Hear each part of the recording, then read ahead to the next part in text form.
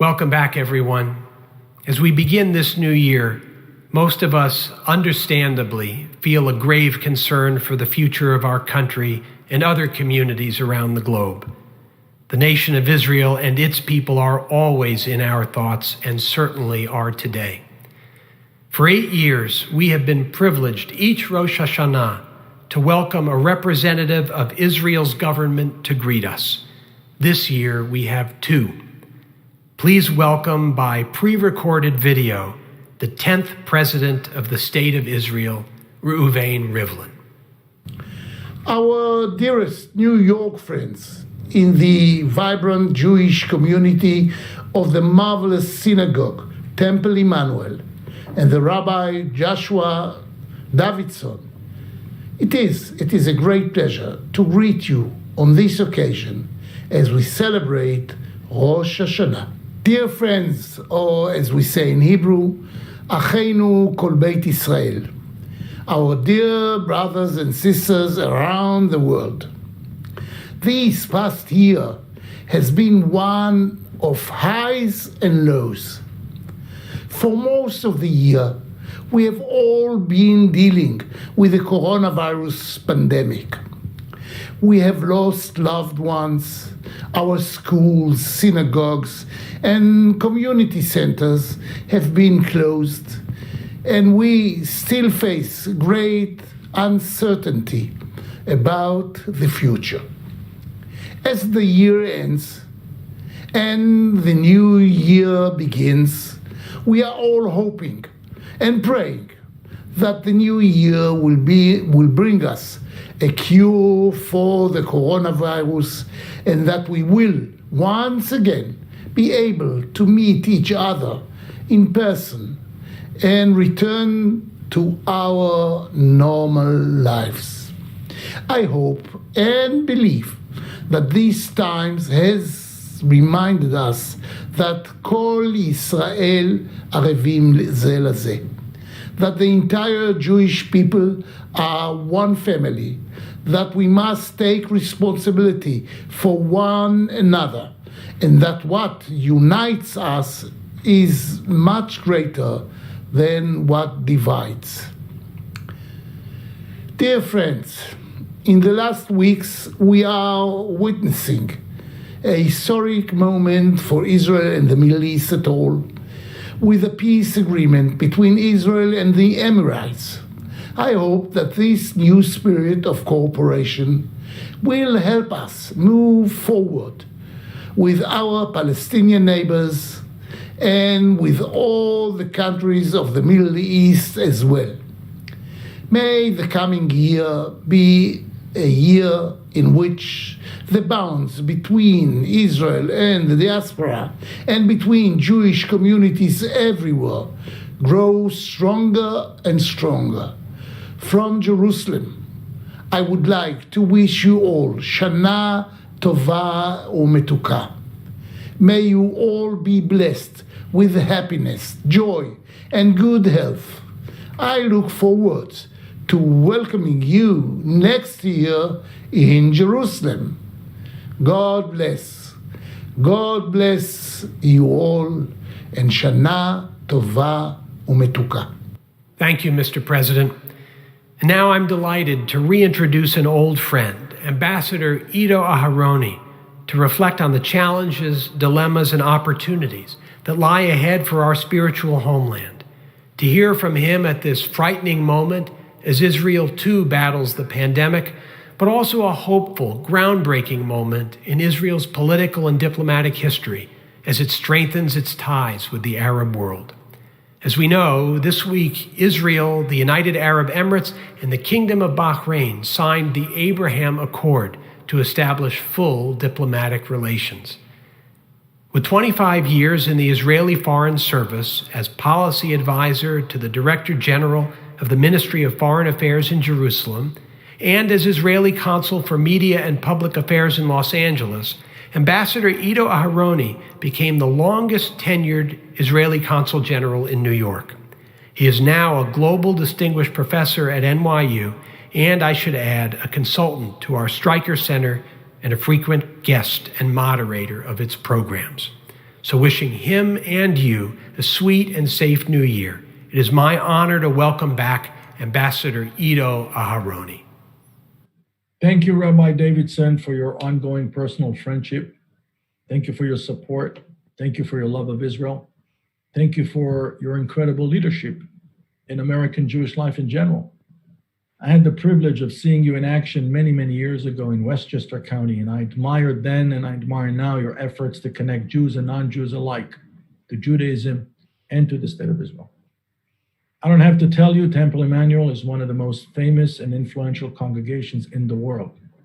I'm humbled and honored to have been asked to address you today. I value and cherish my association with the Temple, with its leadership, and with your various programs such as the Stryker Center and many others. With your permission, on this special Rosh Hashanah, I would like to share a few thoughts before I take your questions. Here's a little known historical fact. Between mid-19th century until 1924, over 2 million Jews left Eastern Europe and moved to North America. This tremendous wave of newcomers, among them the founders of this very congregation, shaped American Jewry until this very day. All this ended with the Johnson-Reed Immigration Act of 1924 that was meant to block immigration from Asia, Italy, Ireland, and Eastern Europe. Unknowingly and tragically, America's legislators almost 100 years ago doomed to death millions of Jews who were left behind in Europe, unable to come to America. Some of the biggest Jewish philanthropists of the time, like the Baron Morris Hirsch, were actively involved in settling Jews in places such as Nova Scotia, Saskatchewan, New Jersey, and even Argentina. But during those 8 decades of massive Jewish immigration to North America, only a handful of Jews came to the Holy Land, including my own family, the Aronoffs, who settled in Jerusalem in 1874. The idea of establishing a national movement for the Jewish people, namely the Zionist movement, was not embraced by the overwhelming majority of Jews. Driven by religious fervor or by ideological and entrepreneurial zeal, and in some cases by both, the pioneers acted against all odds. On this Rosh Hashanah, because of COVID-19, because of the fact that this year has been hard, I would like to celebrate what is rather than what if. Today, the State of Israel is the home of the world's largest Jewish community. Jewish life, although not free of tension and strife, are blossoming. The modern State of Israel is a bastion of creativity and innovation. Israel's universities are consistently ranked in the top, and Israeli ideas are considered hot commodity worldwide. Who would have imagined that Israeli content would be welcomed and celebrated in Hollywood the way it is? Who would have believed that Israel would send the 3rd largest contingent to NASDAQ, more than countries such as Germany or Japan or Great Britain? Who would have believed that the country that started with less than 600,000 residents in 1948 is projected to reach the 17 million people mark by 2048, when Israel will be celebrating 100 years? Not only that Zionism has never been more accepted among American Jews, and make no mistake, the majority of American Jews are still find it very difficult to embrace Zionism. But there is a new generation of young Jews and people of Jewish background that, unlike their forefathers, see Israel as a place of opportunity and not just as a country plagued by seemingly insurmountable problems. This paradigm shift from Israel as a problem to Israel as an opportunity can be largely attributed to 2 things. The first person who deserves credit has nothing to do with Jewish life and has nothing to do with the state of Israel. And he's gone. His name is Steve Jobs. In 2007, Steve Jobs changed the world by introducing the first smartphone, which allowed people to self-design their own informational feeds, thus eliminating the prominence of the VIPs of the old world, the editors and the gatekeepers. Those who benefited from self-perpetuating Israel's unhappy geopolitical hardships, especially vis-a-vis the Palestinians, were quickly replaced within less than a decade by vibrant and transparent online conversation. Israelis themselves are now the chief communicators of their country to the world, and not their political leadership, and not the pundits and the commentators. Millions of Israelis are communicating their lives in Israel to their peers globally, and they do it authentically, reliably, and attractively. My daughter and my son-in-law, both of them, work for global companies, Checkpoint and Google, and they spend all day, every day, with their peers overseas, and they work, but they also communicate their lives. They exchange pictures, they exchange ideas, they exchange experiences. This is the main explanation as to the tremendous growth in Israel's incoming tourism, as well as the dramatic spike in the amount of money that the Israeli economy is able to attract, foreign money. The second credit goes obviously to what we call experiential marketing. Programs such as Birthright, Masa, JNF's, Must High School, and many other similar programs allow young people to experience Israel firsthand with either no mediation or very minimal mediation. It was once said by a prominent American broadcaster after he visited Israel. He said the following: if given a chance, Israel could sell itself. In many cases, it was us, the Israelis, who wouldn't give Israel a chance by communicating Israel through a very narrow, one-dimensional aspect of the conflict. But we see it time and again. Nothing is stronger than experiencing the place. From a geopolitical perspective, Israel has never been more accepted and never enjoyed more international legitimacy. The Arab economic boycott of 1945 is rapidly fading as our Arab neighbors strive to turn their economies into knowledge-based economies. They look around with concern as their oil reserves are depleting and the world is gradually shifting to more responsible consumption in accordance with the principles of sustainability. And by the way, if you ask me personally, the COVID-19 crisis, in my humble opinion, will provide a significant boost to the climate change conversation. So those Arab leaders arrive at the inevitable solution. We need, they say to themselves, to redesign the foundations of our economies if we want to survive and remain competitive in the 21st century. And looking around, Israel is the most immediate strategic partner for regimes aspiring to adopt to the new technological realities. There are many indications that the United Arab Emirates deal is only the beginning. Globally, Israel is enjoying an unprecedented level of intimacy with the world's greatest powers: the United States, China, India, Russia, Brazil, Great Britain. In Africa, we have an unprecedented level of intimacy with countries such as Nigeria and others. Add to that the traditional intimacy that we have with Canada, with Germany, and with Australia, with other countries. Indeed, we have a problem with some classical European countries and certainly in some parts of the Arab and the Muslim world.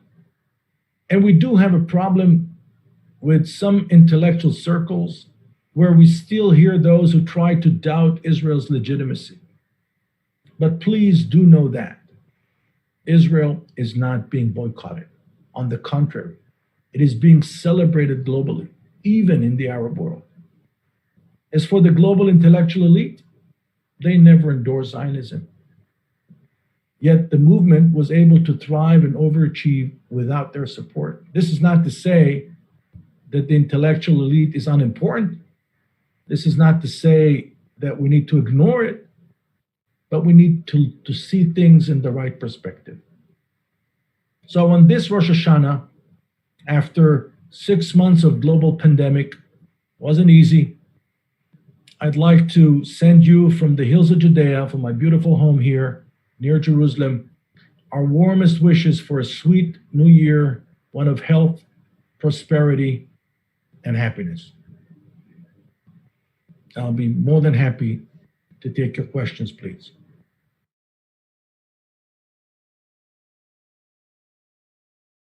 Well, Mark, I wish I had enough time to answer your question properly. I would need a few hours to do that. But let me concentrate on three biggest misconceptions in my view. The first is that Israel is defined by conflict. Israel has more to offer the world than conflict. The reason why Israel is defined by conflict, because whenever we were given a chance to communicate our country to the world, we only spoke about our problems with our enemies, with our adversaries, and so on. I think that the younger generation is not there anymore. I mean, the younger generation, again, the self-designed feed, they're interested in their thing, whether it's food or fashion or design, and Israel has a lot to offer in those areas. The second misconception is that Israel is defined by orthodoxy only. And again, that's part of the way Israel is being portrayed in Hollywood. But the truth is that Israel is a celebration of diversity. We have over 80 different ethnic groups represented, almost 100 languages regularly spoken. You look at the spices and the tastes and the flavors and so on. Israel is a celebration of diversity. That's a second misconception. And lastly, a third misconception is that Israeli creativity is limited only to technology. Not true. Israeli creativity is manifested in all walks of life, including Israeli cuisine, arts and culture, literature, and so on and so forth. So from the kitchen to the dance floor, we celebrate Israeli creativity.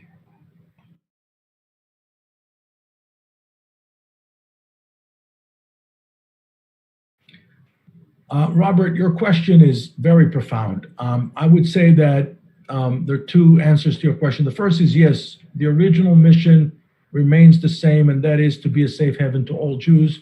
Whether you support Israel or not, the Nazis didn't care whether you were 1/2 Jewish or 25% Jewish. If you were a Jew 2 generations back, you were eligible, quote unquote, for persecution. So remaining a safe haven is still the mission statement. I would add to that the promise to be a place of opportunity. Right now, one of the ways you measure opportunity is income per capita. Right now, income per capita in Israel is fast approaching the European level. In fact, income per capita in Israel today is about $44,000 a year per person, is more than most countries in the OECD. But once we will close the gap with the United States, and I believe that the average income in the United States is over $50,000 a year, then Israel and the United States, from an opportunity point of view, the task of making a living, of earning enough to live life, will be on an equal footing. And I think that will be really the turning point. It will be a game changer once GDP per capita per annum in Israel will reach the American level.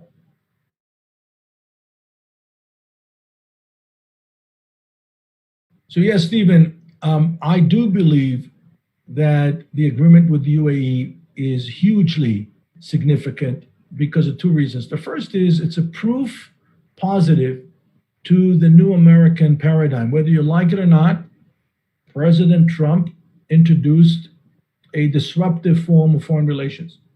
He said, the hell with even-handedness. You break it, you pay.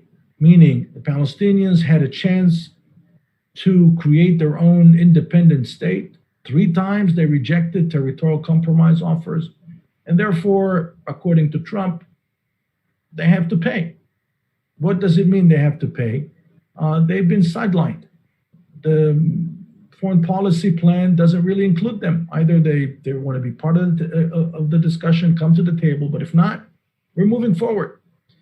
And because of all the reasons I mentioned before, it became easier. So you have a new paradigm where no longer the Palestinians hold the veto power on normalization between Israelis and Arabs. Huge, huge development, good development. And the second, of course, significance stems from the fact, as I mentioned before, the natural resources are still important, but not as nearly as important as they were. The world is moving to alternative energy. The world is moving to knowledge-based economies, and the Arab leaders want to be part of that. They don't want to lag behind.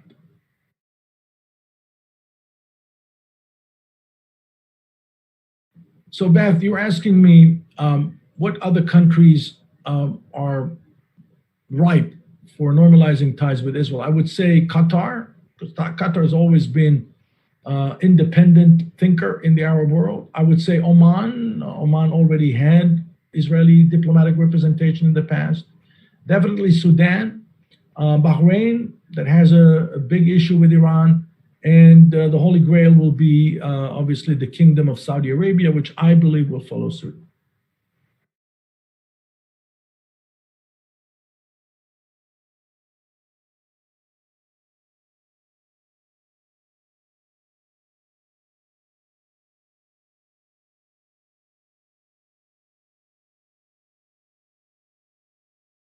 So the question Neil is asking is definitely a very profound one about the quality of the relationship between the vast majority of American Jews and the current political leadership of the State of Israel. I would say this to you, Neil. First of all, don't confuse Israeli leadership with Israeli people. Two different things. Sometimes, as I said before, the leadership has its own interests. Sometimes the leadership is self-centered. Sometimes the leadership is ethnocentric. I think that you will find in Israel many allies and many friends.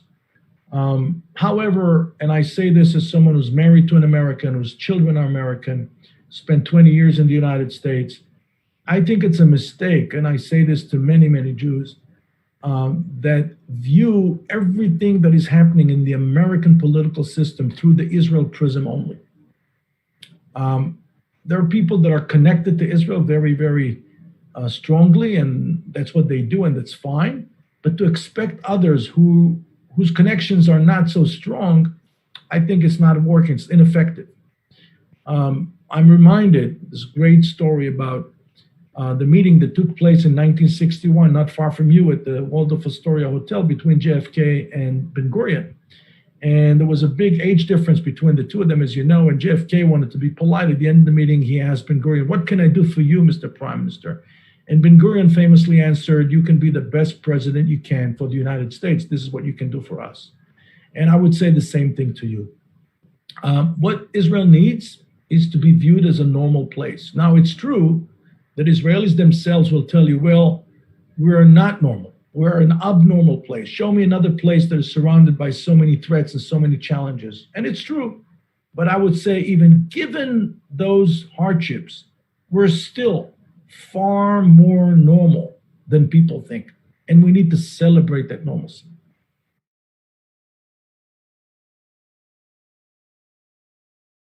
Kim, your question about the United Nations is a very good one. I have to say that unfortunately and sadly, the United Nations is rapidly declining in influence and effectiveness.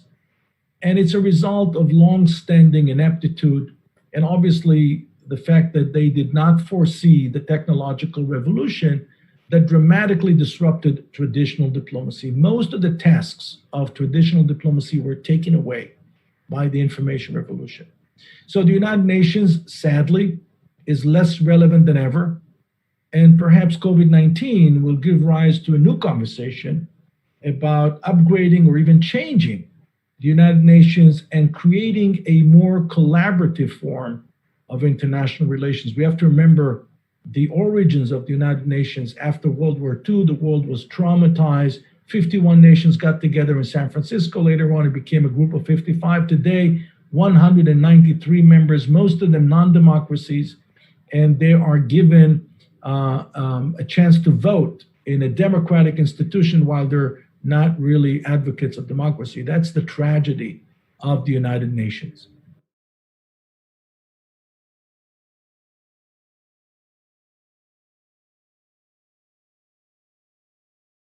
So Kim is asking about the impact on Israel's economy. Definitely. Tourism, this you have to know, is the single largest industry in the country. It employs 1.3 million people that provide for nearly 3.5 million people, which is more than 1/3 of the Israeli population. And so it was hit hard. We had experienced a string of record-breaking years in incoming tourism. Today, domestic tourism is the only name of the game. What are the solutions? Two things that you can do. The first is participate in virtual tourism tours where you can have access to Israeli sites and Israeli tour guides via Zoom. I know that the Jewish National Fund is launching an initiative like that. And the second is when travel resumes, please do prioritize Israel as your first overseas destination. So people travel to Tuscany. Well, Israel is only 2 hours away from Tuscany. People travel to the Greek islands. Well, Israel is only an hour and a half from the Greek islands. Israel is only 3 hours from Spain or 4 hours from Spain, and so on.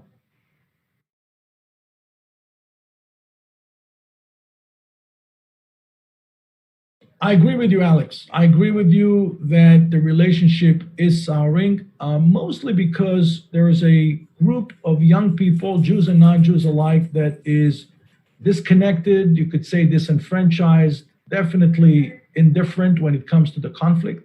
I believe that the onus in this case is on Israel to better connect with them by highlighting universal values like sustainability, like social justice and others, and help them find a way to connect with Israel and with Judaism. I think that it's a big problem as Israel is becoming more and more self-centered, more and more preoccupied with its own domestic and regional problems. I think we have a tendency to forget the importance of that universal conversation. I hope I answered your questions to your satisfaction. And again, I'd like to wish all of you on this special Rosh Hashanah a happy and sweet and healthy New Year. Keep safe. Greetings. Thank you, Mr. Ambassador. Shana Tova, everyone. We hope to see you for our family service at 2 and Tashlich